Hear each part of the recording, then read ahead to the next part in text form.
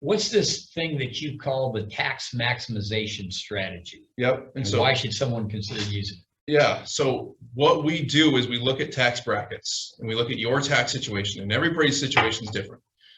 But if I can look at your situation and I can say, okay, you're approaching the top of, let's say, the 22% bracket. Okay. And if we're smart with tax strategy, I can keep you in that 22% bracket for a vast number of years.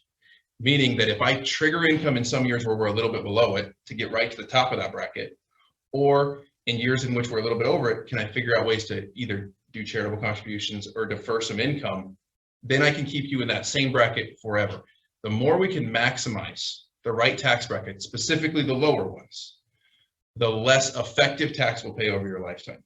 So if you're a 12% tax individual, we kind of put each person into the bracket we think we can keep them in for a period of time. Now, if you're in a growing business, sometimes that doesn't last as long as we hoped it would, but it's still a good strategy.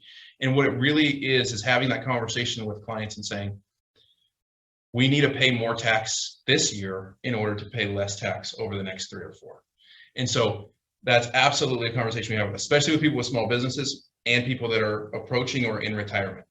These are the biggest opportunity years for most people, especially people that worked a W-2 job their whole life. Right. If you're in retirement, we actually control a lot of your tax situation. Let's not waste cheap dollars because we don't want to pay any tax this year, right? Because later it's going to cost us. And so that's really the conversations we have, and we have them every year with every client that needs them to make sure that we're not wasting tax-free dollars.